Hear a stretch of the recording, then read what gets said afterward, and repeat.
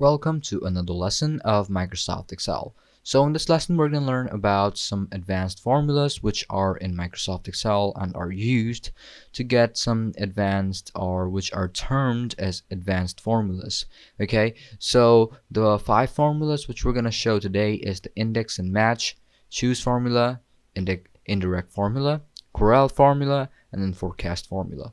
Well, we're going to start off with the index formula. Okay, so I already have a chart for each and every one of them, or maybe even like use the same charts for finding out all of the values or using up and how you can use all of the functions or formulas which I've showed. So as the first formula, which is the match and index, so I'm going to start off with the index. Okay, so what does this index function mean? So the index function returns a value or the reference to a value from within a table or range. Play. There are 2 ways to use the index function. If you want to return the value of a specified cell or array of cells, see array form. If you want to return a reference to specified cell, see reference form. Okay, so this is how you will be able to find out how you can find the results by using advanced formulas, which is indirect, and also your complex formulas. So first off, we're gonna show what I'm gonna do right here is just find out the discount. Okay, now I'm gonna find out the values. So if I want to find out the values, the first thing which I have to do is obviously type in equal index. I'm not gonna make this video really long, so I'm just gonna show you how you're gonna work on it. So first, as it is index, so just type in index, and then you will see that what type of required data is needed to find out the exact results or use the formula. So as I'm going to find out the discount, so you can see that we need the reference or the array.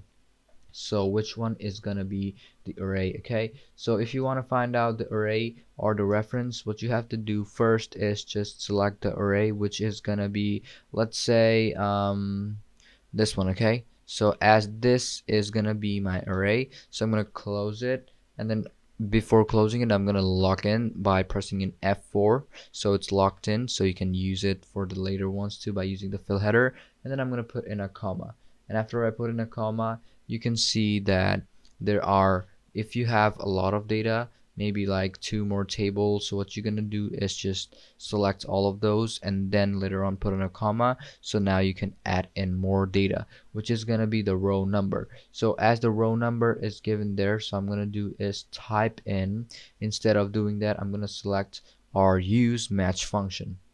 Okay, so I'm going to type in match, as you can see right here. So now it is searching for lookup value. So the lookup value is going to be my sales over here, which is going to be I2.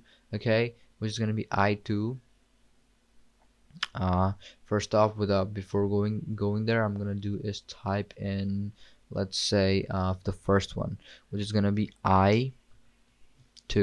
Okay, I2, and then after I select on I2, then what I'm going to do here is let's say I2 and then put on a comma, and then what I'm gonna do here is, okay, I don't think it was done. Okay, this is I comma, and then the lookup array. So the lookup array is gonna be this one. Okay, which is gonna be, let's say, the investment. Okay, let's say the investment. Okay, so this is the investment, as this is I2 and this is gonna be the investment. So as that is the investment, I have to maybe like lock in. Okay, so I'm gonna lock in by pressing in F4, and then after I press in F4, what I'm gonna do next is I have to like use another ones if I have more of them. So I'm gonna type in comma 1. Okay, so I'm gonna type in comma 1, which is going to be less than. So I'm going to do is just close the bracket or close the parentheses, and after I close the parentheses, I'm going to do is comma again, and now I'm going to do is type in 1, and then at the end I just have to close the what you have right here, which is going to be let's say closed parentheses. Okay, so as I close the parentheses, okay, as so I'm going to do is type in both commas. Okay, after that, as this is 1, so I'm going to type in, let's say, double comma. Okay, after I type in double comma, what I'm going to do next is just type in the last one, which is going to be, let's say, finding out whatever type of data there is. Let's say just 1 is enough. Okay, so double comma this, and then put in let's say VLOOKUP, which is gonna be the name. Okay, which is, I'm gonna type in just VLOOKUP, and then I'm gonna type in or use the names, which is gonna be this one: Kevin, Arnold, Panda, Tigris, and then all of them. And as I've done it, so I might like keep it or use that to be what we can say is, let's say, like close the value, or maybe typing in. Okay, so I'm gonna do is type in comma, and then table array should be 0. Okay, so as I've seen right here, so I'm gonna type in 0, and again comma 0. Okay, and then comma, let's say false, and I'm gonna close the parentheses, hit enter. There are too many arguments, so I'm just gonna stay on here, which is gonna be let's say, let's not use this, but at the end I have to like use it. Let's say, okay, not here either, so I'm gonna do is undo it. Let's say, let's stay from here, which is gonna be just the index. So instead of doing that, I'm gonna select the array, comma, row number is, my bad, I have to select the whole thing, comma, and then the row number should be 2, comma, column number 1. Close the parentheses, hit enter, and you will see the discount value, or it will be just right up according to the percentage. Okay, so this is how you will do index formulas. And if you want to add in the match, what you can do right here is, without using this 1 or 2 comma, or close the bracket, and then what you're gonna do is just type in comma and then type in match. So this is how you will be able to use match and index function both together. Now what I'm going to talk about is the next one, which I've shown, which is going to be the choose formula. So just as I said, now I'm going to show you the choose function. So how does the choose function work? In VLOOKUP, it's just vertical lookup for the data which you're searching for, and then finding it as a result. And there you have to use vertical rows, okay, vertical columns, and then it's going to show you the result. But in choose function, you don't have to use those references, but here what you have to use the reference is of the exact type of result which you're going to type, or which you're going to take. Okay, so if you want to use the choose function, which is going to be equal choose, and then it's the index number. So as I have, let's say, okay, let's make this a bit bigger, so as I can see what code I have. So now I'm gonna do is type in equal choose. Now I'm gonna do is type in the index number, which is gonna be 2 here, it's comma, and then the number value. If you want to like find out the number value, what you're gonna do is type in the type of colors which I have according to that. So if you want to put in it, which is gonna be equal red, close parenthesis, like those, and then double quotation, green, comma, again pink,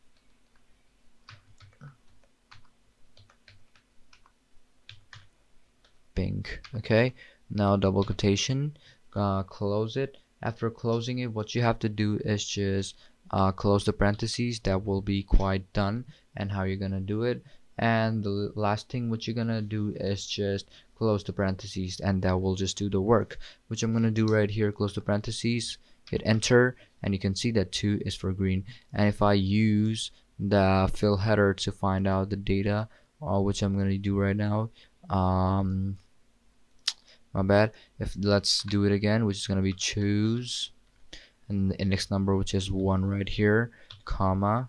And what I'm gonna do here is just do the same thing which I did back then. Yeah, remember to keep using the double quotation, or else it won't work. Okay, it needs the data to how you're gonna process it. So green, double quotation, cross, then double quotation, pink, double quotation, close the parentheses, and that will do its work, which is gonna be 1 is for red, which I can see right here. So you need some references to find out the result in choose function. So that is how you can do choose function in Microsoft Excel. Now what I'm gonna show you is the indirect formula. So we're back again, and now we were going to show you about the indirect formula. So how does the indirect formula work in Microsoft Excel? Well, indirect formula just helps you to direct, or it just redirects one of your cells and then redirects the selected or the specific cell it is gonna verify or gonna say. So let's just show you. It's just really basic and really easy. Now I'm gonna type in equal indirect, my bad, indirect, which I have right here.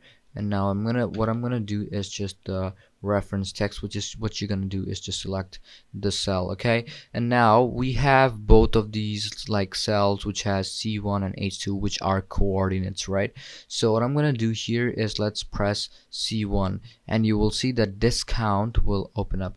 Okay, let's do that. Close the parentheses, or maybe just type in equal and then true false style, close the parentheses, enter, and you can see that C1 has redirected to like D3, which I selected right here, which you will see D3 where it was written C1, so it redirected me to C1. Okay, now let's do it again by typing in equal indirect and then reference text, which is going to be H2. Now if I select that, you will see Kevin will be turned out as the result, and even if I cross like or close the parentheses, it's gonna work. Now you can see that H2 is Kevin, so in that cell it redirected to H2. So this is how you can do indirect formula in Microsoft Excel. And now what I'm going to show you is the Corel formula, and at the end what I'm going to show you is forecast formula. So what is the Corel formula? So the Corel function returns the correlation coefficient of two cell ranges. Use the correlation coefficient to determine the relationship between two properties. For example, you can examine the relationship between a location's average temperature and the use of air conditioners. So you can do both of them by using this Corel function.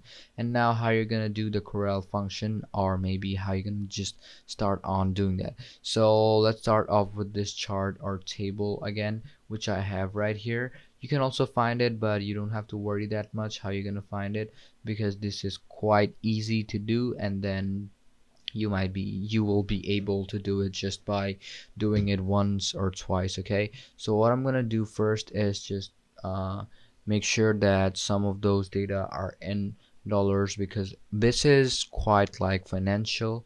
Okay, so what I'm gonna do here is that there are three of the correlation, which is going to be positive as one variable increases, so other does not. So does the others. Okay, so that's the positive. Negative is that as one variable increases, the other decreases.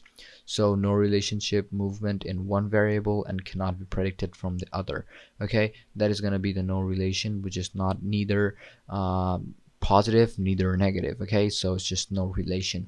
Now I'm gonna do is type in Corel. Okay, so as I'm gonna type in equal Corel, and now you just need array 1 and array 2, which I'm gonna do is select on this cell, comma, and then the arrow array 2, and then close the parentheses, hit enter, and you will see that NA formula or NA has appeared up. So I'm just gonna go to sheet 2, and then let's see if it works on here. Okay, let's do it here. Okay, equal Corel, and then array 1, which is gonna be like this. Press F4, comma, then PV, double quotation, close. Now you can see that this is deviation by 0, so that means there is 0 in the result, or maybe something which I can't find. Okay, this is deviation 0. Why does deviation 0 appears up? So we know deviation appears up when you're multiplying it with the 0 or does not have any data. Or what I'm gonna do here is type in percentage. Okay, so if I want to do percentage, or like how you can do it, so what I'm gonna do first is just click in Corel, and then what I'm gonna do is select the array, and then what you can do is just select the sales. Okay, so what I'm gonna do here is just type in again Corel. Now what I'm gonna do is, let's say this 3, and then what I'm gonna do here is that comma and this one. Okay, and then close the parentheses, hit enter, and you can see that how you can use the Corel or correlation function in Microsoft Excel, which is really easy to do, and you don't even have to worry about it that much, because Corel function is really easy and does not require a lot of data to input and then get the results. Now the last thing what I'm going to show you is known as the forecast function or the forecast formula.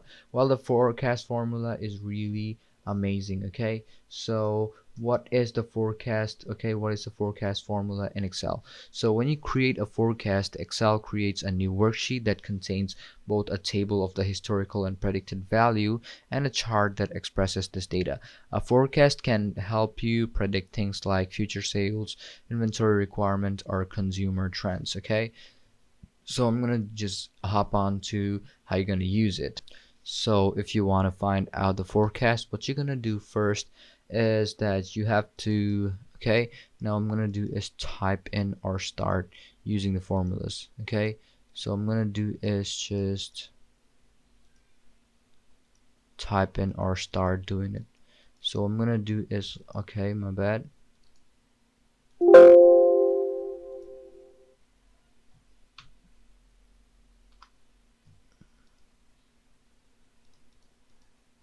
Now I'm gonna do here is type in equal forecast. Okay, now if you do is forecast, okay, forecast, which I have right here, and now you can see that it requires x, which is, and then known y as, and then known x as. So what is the x, known y as, known, or known x as? So x stands for the year, or which year you're gonna find out in the present, or let's say how much money you're gonna get in 2000, let's say 2027, 2027. Okay, or let's do a year, which I'm gonna have here, my bad, here. So I'm gonna do is type in equal forecast, okay, which I have right here, which is gonna be forecast, and then x is gonna be the year. Let's say 20, this one, 76, and then in 76, what I'm gonna do is type in equal and then known ys, which I'm gonna have is use it with, let's say, PV. I'm gonna do it for the 10 years, and then after it's done with 10 years, so what I'm gonna do is just type in comma again, and after the comma I'm gonna select the years, okay, which is gonna be 1 to 10, and then what I'm gonna do at the end is just close the parentheses and then hit enter. And now you can see that in the year, okay, what year was it?